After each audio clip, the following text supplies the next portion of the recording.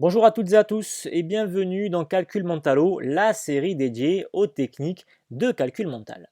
Vous avez très certainement déjà entendu parler de critères de divisibilité. Pour ceux qui ignorent ce que sont ces critères, disons tout simplement que ce sont des recettes de cuisine, entre guillemets, qui vont nous permettre de déterminer si un nombre est divisible ou non par un autre, et cela sans calculatrice bien entendu. Au collège, on nous apprend très tôt les critères de divisibilité par 2, par 3, par 4, par 5, par 9 et aussi par 10, mais jamais celui par 7. Ça tombe bien puisque c'est justement de celui-là que nous allons parler dans cette vidéo. Je vous propose de la découvrir à travers 3 exemples que je vais vous commenter. Après cela, je vous propose de vous entraîner avec un cas un peu plus complexe. Et pour finir, je vous invite à découvrir la démonstration de cette méthode. Pour la petite histoire, sachez que ce critère de divisibilité par 7 est connu sous le nom de test de Shika-O'Philly.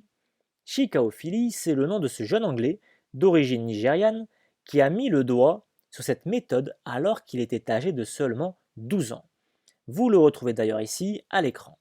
Pour sa découverte, il a été récompensé au True Little Hero Award, cérémonie qui récompense en Angleterre le travail des jeunes de moins de 17 ans. Sa professeure explique qu'elle lui avait prêté un manuel de mathématiques dans lequel il était question des critères de divisibilité. Chika s'était alors offusqué de constater qu'il n'était nullement question du critère de divisibilité par 7. Et donc, il a eu l'idée de le créer, tout simplement. Bravo à lui, de quoi encourager nos jeunes élèves. Trêve de bavardage et découvrons ce test au travers d'un premier exemple. 574 est-il divisible par 7? Ce que nous pouvons reformuler de la manière suivante: le quotient de la division de 574 par 7 est-il un nombre entier? Ce que nous pouvons à nouveau résumer par le reste de la division euclidienne de 574 par 7 est-il de 0? Mathématiquement, cela s'écrit ainsi: 574 est-il égal à 0 modulo 7? Toutes ces assertions signifient la même chose. Mais alors comment faire? Pour commencer, il faut bien distinguer le nombre de dizaines du chiffre des unités. Il faut alors les additionner, mais en multipliant le chiffre des unités par 5. Retenez bien ce nombre. Cela nous donne 57 plus 4 fois 5, soit 57 plus 20, qui est égal à 77. Et 77, c'est un multiple de 7, puisque c'est égal à 7 fois 11. Ainsi, 574 est lui aussi un multiple de 7. Pour preuve, si nous posons la division à l'aide de la calculatrice, nous obtenons 82, qui est un nombre entier, ce qui confirme notre conclusion. Passons alors au deuxième exemple: 658 est-il divisible par 7? Pour commencer, distinguons encore une fois le nombre de dizaines du chiffre des unités. Additionnons-les, mais en multipliant le chiffre des unités par 5. Cela nous donne 65 plus 8 fois 5, soit 65 plus 40, qui est égal à 105. Maintenant, deux options s'offrent à vous. Soit vous êtes capable d'affirmer 605 et ou pas un multiple de 7, soit vous ne l'êtes pas, et dans ce cas, il faut réitérer ce processus, mais avec comme nombre de départ 105 cette fois-ci. Optons pour la deuxième option et poursuivons. Faisons alors 10 plus 5 fois 5. Cela nous donne 10 plus 25, qui est égal à 35. Et là, bingo, 35 est bien divisible par 7 puisque c'est égal à 7 fois 5. Ainsi, nous pouvons affirmer que 658 est divisible par 7. Pour preuve, si nous posons la division à l'aide de la calculatrice, nous obtenons 94, qui est un nombre entier, ce qui confirme notre conclusion. Troisième exemple: 739 est-il divisible par 7? C'est parti pour les calculs. Faisons 73 plus 9 fois 5. Cela est égal à 73 plus 45, ce qui nous donne 118. Continuons. 11 plus 8 fois 5. Cela nous donne 11 plus 40, qui est égal à 51. Et 51, ce n'est pas un multiple de 7.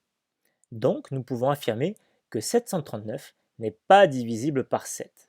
Pour preuve, si nous posons la division à l'aide de la calculatrice, nous obtenons 105,57, etc., etc., qui n'est pas un nombre entier, ce qui confirme notre conclusion. Quatrième et dernier exemple, et cette fois-ci, ça va être à vous de jouer.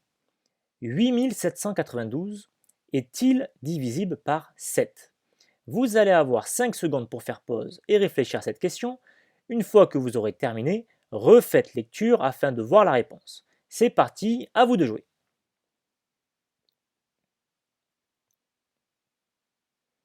Nous revoici pour la correction. Première étape, 879 plus 2 fois 5 est égal à 879 plus 10, qui est à son tour égal à 889. Deuxième étape, 88 plus 9 fois 5 est égal à 88 plus 45, qui est à son tour égal à 133. Troisième et dernière étape, 13 plus 3 fois 5 est égal à 13 plus 15, qui est à son tour égal à 28, qui est un multiple de 7 car 28 est égal à 7 fois 4. Ainsi, nous pouvons affirmer que 8792 est divisible par 7. Pour preuve, si nous posons la division à l'aide de la calculatrice, nous obtenons 1256, qui est un nombre entier, ce qui confirme notre conclusion. Mais alors, comment expliquer cette méthode? Posons tout d'abord 10 fois 5. Ce produit est égal à 50.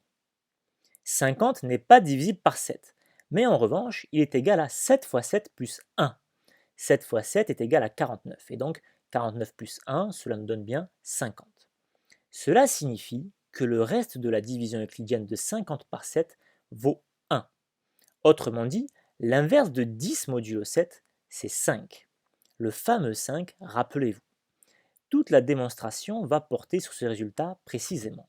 Prenons alors un nombre et écrivons-le dans sa forme généralisée en distinguant son nombre de dizaines avec son chiffre des unités.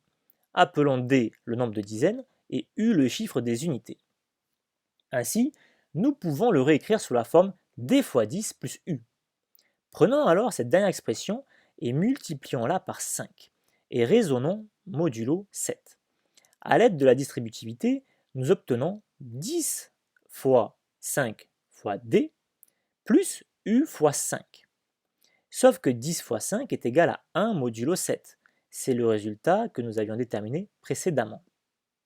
Ainsi, D fois 1, cela nous donne D, auquel il faut ajouter U fois 5. Nous tombons donc sur le calcul à effectuer dans le critère de Chica, ce qui le démontre bien. J'espère que cette vidéo vous aura plu. Si c'est le cas, n'hésitez pas à mettre un pouce bleu et à la partager. Pensez surtout à vous abonner. Je compte sur vous et vous dis à très vite pour de nouvelles aventures mathématiques.